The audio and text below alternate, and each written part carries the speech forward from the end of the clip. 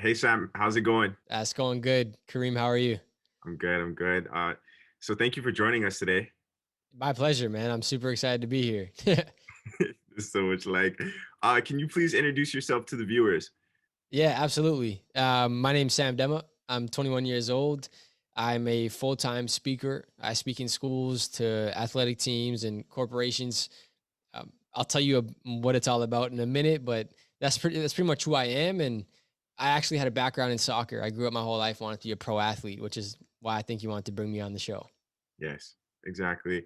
And where are you right now? Are you in Canada? Yeah, I'm just outside of Toronto in this little city called Pickering, just west of the city, just east of the city. Sorry. Okay, nice. All right, so we're gonna just start quickly with some fun questions. I have six of them. So the first one is, what's your favorite team, or who is your favorite team? I'll be honest, I don't follow soccer as much as I did back when I was so serious about it because after I stopped playing, and we'll get into that in a minute, I kind of had some resentment towards the game, and it was like a love-hate relationship, almost like when you break up with an ex. But it was always Juve. I'm half Italian, half Greek, and I was a Juve fan before Ronaldo, just so everyone can clarify that. Juve was definitely my team, and my favorite player was Andrea Pirlo. Nice. Oh, you know what? Can we tap in right here, right now, a little bit of that love and hate relationship between soccer? Can you talk a little bit about that? Yeah, absolutely. It was never love or hate when I was still playing it, but um, I chased that dream since I was like 6 years old, very seriously. All throughout high school, didn't have any serious relationships because of the game. Didn't have a gaming console. Never played video games. Never drank. Never partied. Didn't have large groups of friends. Like I pretty much sacrificed my entire life and high school and youthful experience for the game, and I was happy to do so because I really wanted to be a pro soccer player. Ended up in some of my most important moments as an athlete, having some serious injuries. I had three major knee injuries. I tore the cartilage in my left knee twice and my right knee once. Tore the cartilage in my right hip. It's called the labrum. Had two surgeries, and over the span of 2.5 years, decided to stop playing. And it was after those moments where I didn't want to see the game. I didn't want to watch it. I didn't want to be around it because it just brought back these memories of loss. And when you're an athlete, you sometimes attach your self worth so much to the sport, to the point where your email is probably something like Kareem soccer player at gmail.com. For me, it was soccer Sam 99 at hotmail.com. And it's like, we don't know any better. We know ourselves as soccer players, and the moment it gets removed from your life, sometimes you feel like you're worth nothing as a human being. And so that's where, for me, the love hate relationship came from. Understood. And how'd you gain that awareness to detach yourself from the game and tap into the world, tap into life? Yeah, good question. It was a teacher actually who helped me realize that, soccer doesn't make me worth more or less as a person. It's just the sport that I chose to play. Just as I could choose something else to get involved in an instant moment and kind of reshift and redirect my energy and purpose. And I was fortunate to have a teacher who was super passionate about solving problems, social problems. And he taught this lesson that a small action can make a big difference, and challenged me to take a small action to see if he was correct. And it sounds kind of stupid, but I started picking up garbage walking home from high school as a small action to see if it would make a change. That led to this volunteer organization called PickWaste, where we would just meet up for 1 hour once a week to pick up garbage. And we did close to 300 cleanups, filled just under 3,000 bags of trash. The initiative got featured all over national news, and I started speaking about servant leadership and volunteerism and the importance of chasing our dreams, but being practical about it, meaning, understanding what it's actually going to take and being willing to put in the work.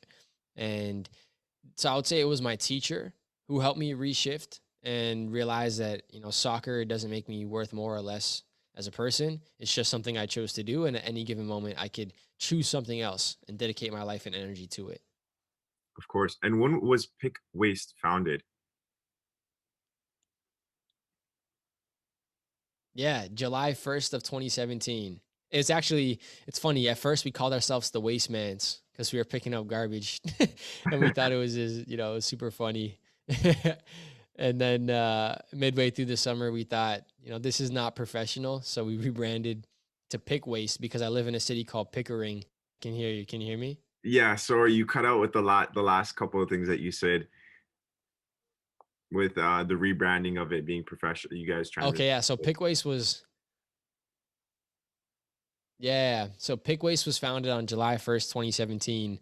Although when we started, we actually called ourselves the Wastemans because we were picking up garbage and we thought it was just, like a funny slang word to use. And then we rebranded it at the end of the summer of 2017 to Pick Waste because we wanted to be more professional. And we live in a city called Pickering and we pick up garbage. It's like good marketing, right? Yeah, that's great marketing. Okay, so um let's dive into your this is your volunteer. Okay, so I'm on your LinkedIn profile right now. I've been following you for a while now. Um so you have a lot, you have, okay, three your volunteer experience. So you volunteered at board director, programming lead. This is at the CAPS, Canadian Association of Professional Speakers. So this ties in with your speaking experience. You have 1 year and 6 months over here. So do you still volunteer here? This is present. Yeah.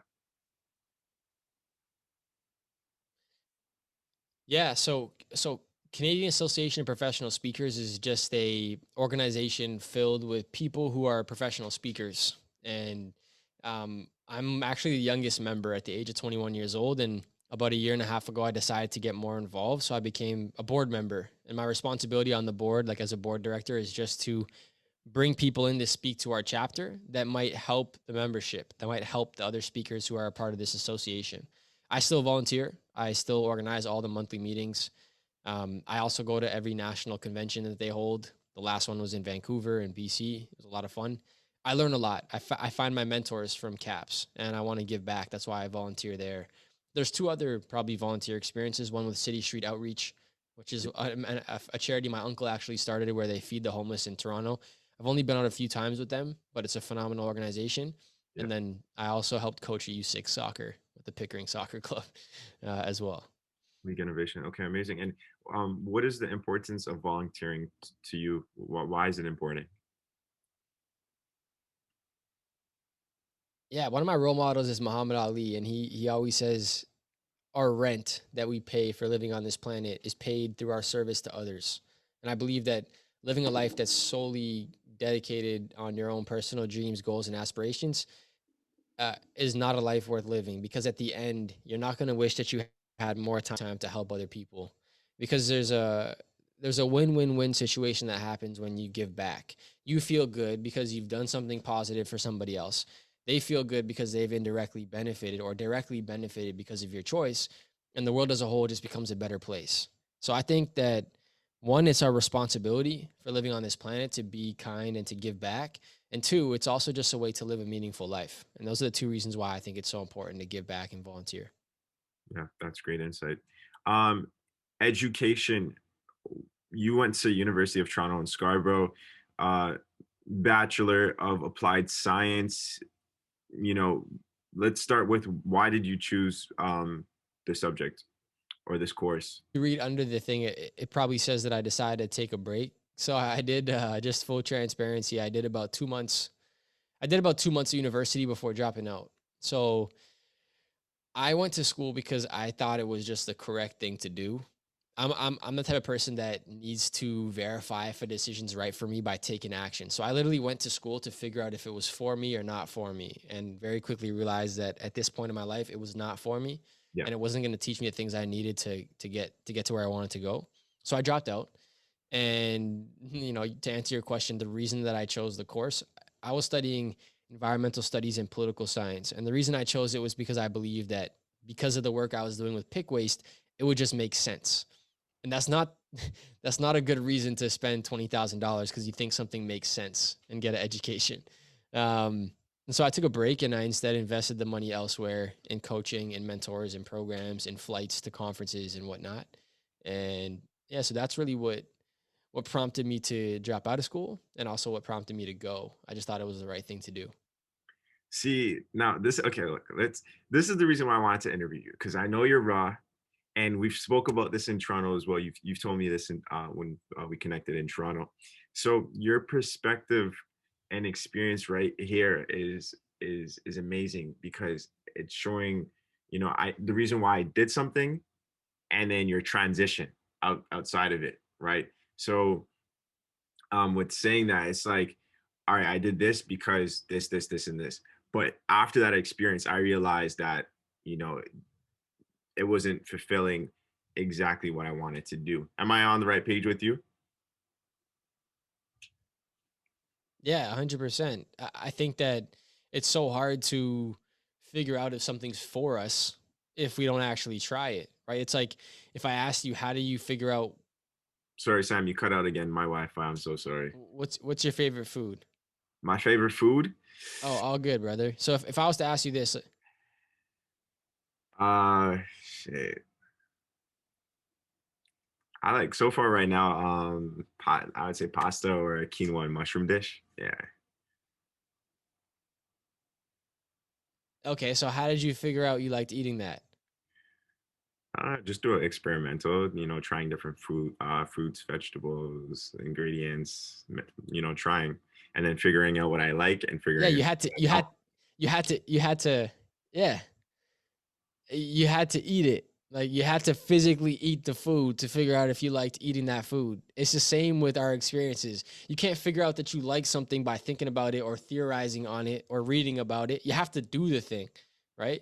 You have to do the thing, just like you have to eat the food to figure out if you like how it tastes. And so for me, like you're right. For me, I had to go to school to figure out if I liked doing it, and or if I needed it to take me to where I wanted to go. And at this point in my life, it wasn't the thing.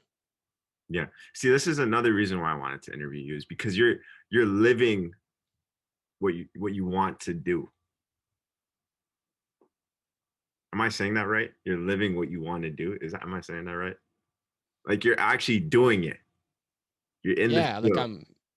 Yeah, I'm creating the life that I want to live every single exactly. day. Absolutely. Exactly. Okay. So let's move on to experiences. We're gonna start from okay, let's start with so we already talked about in 2017 you guys started PickWaste. Let's go to the TEDx speaker. This is huge. So first of all, how'd you get that? How are you able to do that?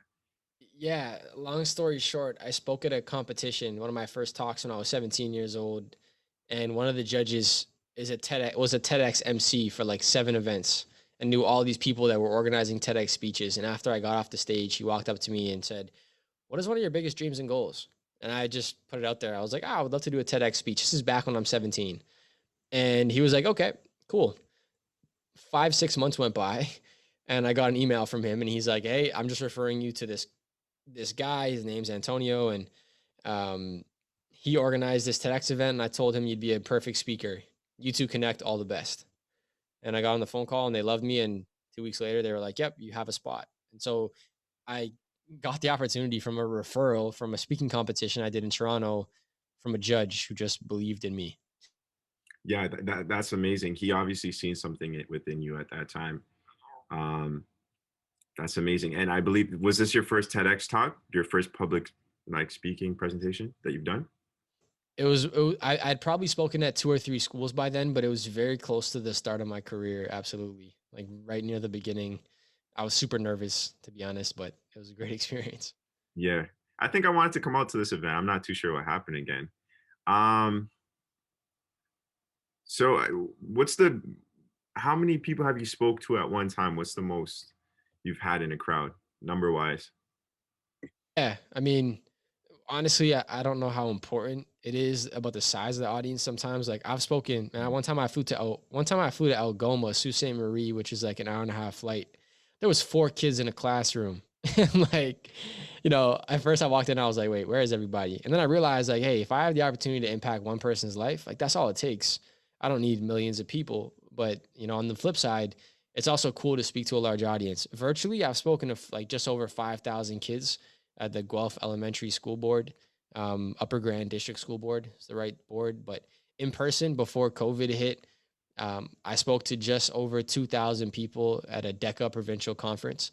That was one of my like funnest engagements. I had a ton of fun, and they were all university and college kids. So I got to like make some friends right after I got off on stage because I'm only 21, and they were also like 21, 22. So it was a fun time.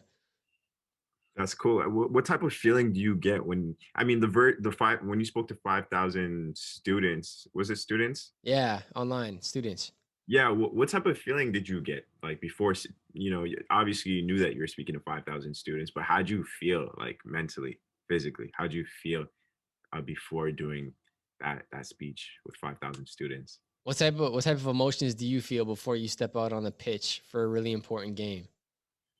Adrenaline, excitement, good feelings. That's the same way I feel. It's Sure. another game. It's just a different stage. That's the True. way I look at it. It's like all the things that you get out of a sport, you can also get out of any other career in life. You're going to experience similar feelings. It's just on a different playing field. Got it. Yeah, I've heard that before. I have heard that before recently too. Okay. And then with speaking with 2,000 people in person, right? This was in person? Yeah. Yeah, yeah. This one was before COVID. Energetically, like how do you control all that energy that's flowing within you, all the energy outside of you? How does that all work? Yeah, good question. Um, I mean, I have to realize that the reason I'm being put on stage is to impact, is to share a story, is to make people laugh. At the heart of it is to give them some piece of information that will hopefully change their perspectives so that they do something differently walking away from the event. So I have to realize like all the energy needs to be channeled towards that goal of providing an insight or a joke or something that they can take with them and change their own perspectives. So I'll tell you, like, that's how I channel most of my energy. Following presentations, I'm very likely to put my running shoes on and go for a run because you feel like you're on cloud nine, right? Like right after a huge soccer game or right after scoring a goal, what do? You celebrate. And although the celebration is short lived, it's just something that you naturally feel the need to do. And it's similar for me, right? After I finish a presentation that went really well and, hundreds of kids are DMing me, yo, that was amazing. Thank you so much. And I'm reading all these messages. I got so much energy to use. I lace up my running shoes and I go for a run or I do a workout. So that's kind of how I manage my energy after show or pre-show and all that fun stuff. That's amazing. That's amazing. So keynote speaker Sam Demma, Enterprise. You've been doing this for 4 years now. What would you say that you wish you would have known when you started? What would be like three things that you wish you knew before starting your Sam Demma Enterprise, your keynote, as you're a keynote speaker, right? Yeah. Yeah, yeah. Good question. Firstly, that business is not about transactions, it's about people. And Mhm. when I first started, everything I did, I was a young naive kid. It was very transactional. It was like, "Hey, do you have my money? Do you have the check ready? Did you pay the invoice?" Like it was very transactional. I was going into schools and um at the heart of all my work was the students, but on the business side, I was just terrible at managing things and being personable. And what I've started to realize is if you're too much about your business, you go out of business. And in that first year, a lot of the relationships that I built weren't long lasting because they were built on transactional basis. So I wish someone told me, sales is about service. It's not about money. That comes secondary, just naturally, if you do a great job. And it's also about building strong, long lasting relationships. Secondly, I wish someone told me to hire a coach. I waited an entire year and a half before I hired a coach to help me. And it's changed my business. It's changed my life. It's changed my perspectives. This guy basically took 25 years of experience and is like downloading it into my brain. And that's been life changing and transformative. And I wish, thirdly, someone told me, approach your work like an artist, research it. And I've been spending hours upon hours studying artists like Russ, studying who are independent, who sign with agencies, and who built huge independent empires. And I would say, if I could restart, I would study music and approach my work way more like an artist. Yeah, great point, Sam. So, now with how many years have you been doing public speaking? Yeah, professionally, like as a career, it's been about 3 years. Yeah. Okay, cool. 3 years, nice. So, Yeah, okay. We're gonna make this yeah, point. We're gonna make this point very, very strong. So before the call, I was like, "Yo, Sam, um, you know, before you were all in soccer, soccer, soccer. This thing happened, which injuries are a part of the game, and then you made that transition you took your experiences from soccer and transitioned into what you're doing now, and you're still able to use everything, all your experiences and skills that you've learned from soccer, and implement it into what you're doing now. So can we share with the viewers of, I know you said it already, but I just want to like, I want you to get very detailed to share what they need to know. Like, if this is something that they come across along their soccer journey, and this happens to them as well, like, you're the, for me at least, from, because I know you personally, you're the light uh from that experience to like how you transition out of it, and there's life beyond soccer. So it's hard for Yeah. me I'm trying to put the right words Yeah. together and say it, but I want you to just like take it away and just show them the light. Yeah. Yeah. 100%. 100%. Um, the game of soccer is so closely related to the game of life. Now, you have a goal, you have a vision for where you want to be personally and also where you want to be as a team. Similarly in life, after soccer, or, if soccer ends for you, you're going to have a goal, and you're going to player to be a pro athlete. What do you do to reach it? You train every single day. You dedicate thousands of hours to practice and workouts so you could give yourself the best opportunity to reach that goal and objective. It's the same in life. You set a new destination. It might not be being a pro soccer player. It might be being the most influential and booked speaker in the education space. That's my new goal. It might be for you to, be the best worker or employee or the best student or whatever the goal might be. And then you follow similar steps. You just ask yourself, what does practice look like in this new arena? Is it, spending 3 hours a day reading? Is it working out? Is it learning from people? Is it watching videos online? Like, what do I need to do to give myself the best opportunities? The destination changes, the decisions changes, but the attitude stays the same. And that's something that I so deeply took away from the game of soccer. And you would know this because you also had Coach Bassam. But I remember vividly, walking to practice, and my coach would tell me, hey, don't walk down the grass. Make sure you stay on the cobblestone path. That was an analogy for respect, respecting your environment, respecting each other, respecting your training grounds, respecting your craft, your masterpiece. I remember before leaving the soccer field, he would drill in all of our minds. Make sure you shake every coach's hand. Again, another form of respect, teaching me a life lesson that I could apply to all other areas of my life. He taught us to always tuck your shirt in at practice. And if you were running and someone pulled your shirt out, he would stop and he'd look at you and he'd say, tuck your shirt back in, young man. And like that to me, it goes to my core of, if you're going to show up professionally. If you're going to show up professionally. It doesn't matter if you're on a soccer field or if you're doing a video or if you're doing a presentation, show up professionally. Take pride in your appearance. All right. These are all things that he taught me that I've been able to apply in all other areas of my life. So the game of soccer is a game just like any other game. Just like any other career path is also a game that you can choose to opt in and to play. And the skills you learn from the game apply to every other area of your life. One of the reasons why I've been successful in business is because I'm hungry. No longer is the goal to be a pro soccer player, but I can still use that hunger and that attitude and that obsession towards this other goal or dream. And I wouldn't have had that hunger if I didn't play the game. So rest assured that all the time and energy that you're putting into the sport, even if it doesn't, lead to this end result of being a pro athlete, it will change your life in so many other ways. And if you have any questions about it, reach out. I'd love to chat more in depth, but I hope that paints the right picture for the listener. Yeah, Sam, where can they find you? Yeah, samdemma.com is the easiest place, just SAMDEMMA.com. I'm also on Instagram. It's just Sam_Demma, and I'm open to having conversations all the time. Man, come on, man. I can't say anything. I can't say anything after what you just said. Like, I'm speechless. That's, if that doesn't change someone's life, I don't know what to say, man, because that's powerful. Like, what you just said was powerful stuff. Like, Thanks. Appreciate it. Demma, thank you, bro. Thank you. I I just want to say thank you. Yeah, you're welcome, man. Sorry it Thank, was chopping up.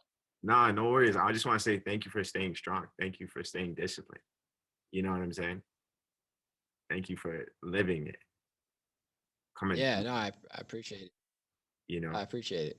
So it's powerful stuff. Like, to me, I gotta tell you, it's powerful stuff. I don't know who else could see it, but it's powerful stuff. So I'm inspired. Yeah, Thanks, man. 100.